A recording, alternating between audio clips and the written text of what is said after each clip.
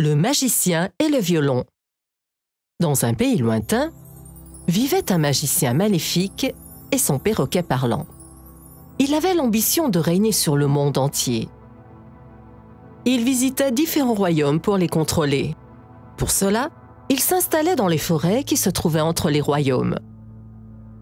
Par une nuit noire, le magicien fut occupé à créer des sorts pour augmenter son pouvoir. Ah, c'est fait.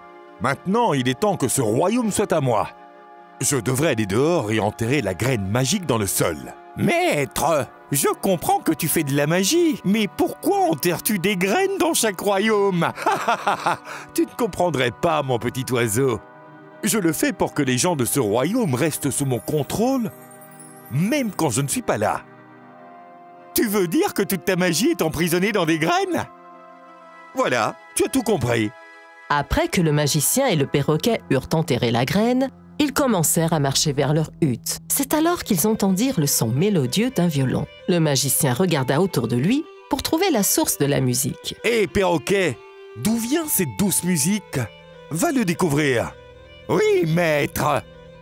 Le perroquet s'envola pour retrouver la source de la musique. Bientôt, il revint vers son maître avec des informations. Maître, le son mélodieux du violon provient d'une belle fille qui semble pleurer. Allons découvrir le mystère derrière ces pleurs et cette musique. Le méchant magicien se transforma d'abord en un beau prince et se dirigea ensuite vers la jeune fille. Nous sommes en pleine nuit. Pourquoi es-tu assise ici seule à pleurer dans cette forêt dense? Je ne suis pas seule. J'ai mon violon pour me tenir compagnie. Après la mort de mes parents, mes frères ont essayé de me marier à un riche ivrogne en échange d'argent. C'est pourquoi je suis ici, assise dans la forêt. Je vois. Quel est ton nom? Je peux te le dire très facilement. Je suis un magicien. Veux-tu m'épouser? Je m'appelle Saloni. Pourquoi ne voudrais-je pas t'épouser? Vous avez l'air d'un beau prince et vous semblez vous préoccuper de moi. Je vais certainement vous épouser. Mais à une condition. Tu dois jouer de ton violon pendant que je fais ma magie. Pourquoi pas? Je pourrais jouer du violon pour mon partenaire de vie jusqu'à l'éternité. Le perroquet était extasié d'entendre tout cela. Qui va bientôt se marier? Mon maître se marie! Le magicien et la fille se marièrent. Les jours passèrent et la jeune fille observa secrètement son mari en train de faire de la magie noire. Elle se rendit compte qu'il avait de mauvaises intentions. Elle essaya de le convaincre de ne pas utiliser la magie à des fins malveillantes. « Je t'ai vu faire de la magie noire hier.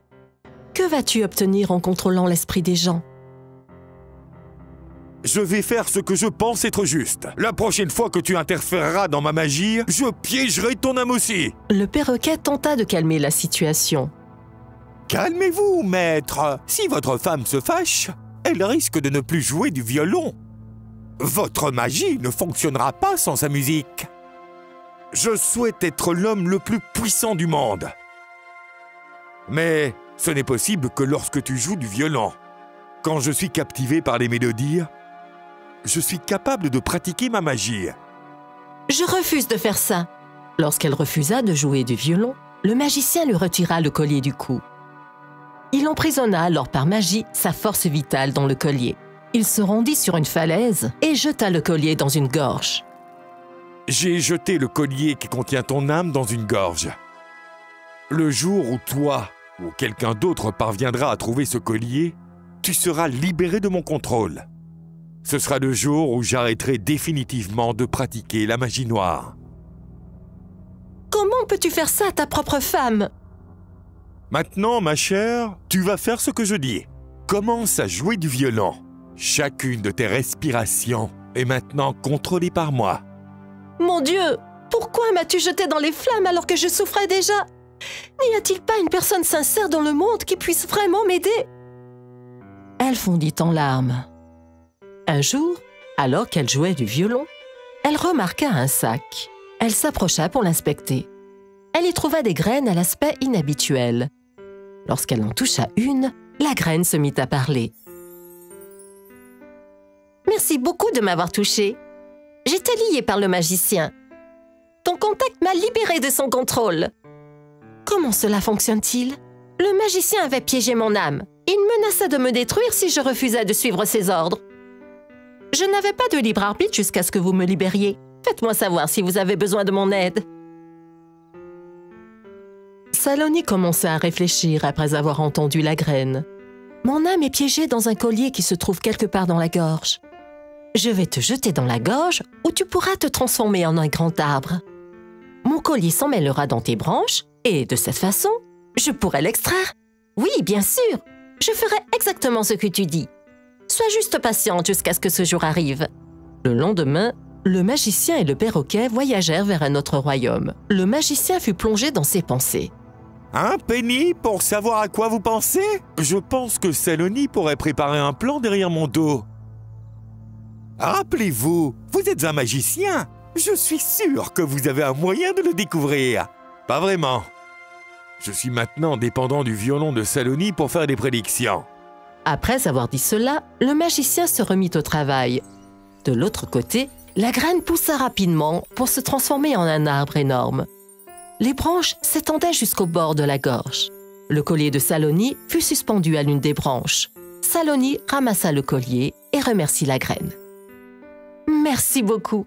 Je serai désormais libérée du contrôle de mon mari, et vous tous aussi. S'il vous plaît, dépêchez-vous. Avant qu'il ne revienne, brûlez toutes les graines dans le sac. De cette façon, il perdra le contrôle sur toutes les personnes qu'il a piégées. » Saloni courut et atteignit le sac contenant les graines.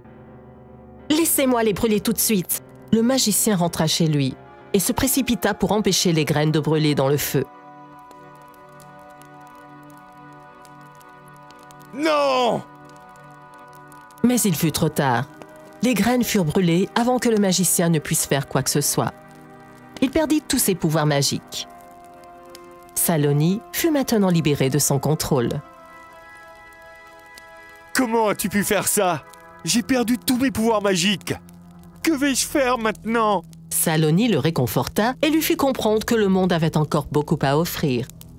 Elle lui expliqua comment elle pouvait encore mener une vie normale et heureuse ensemble. Le magicien changea pour de bon et les deux continuèrent à vivre une vie normale mais satisfaisante. Fin. If you enjoyed this story, please like and subscribe our channel and press the bell icon to get future updates. And don't forget to comment. If you enjoyed this story, please like and subscribe our channel and press the bell icon to get future updates. And don't forget to comment.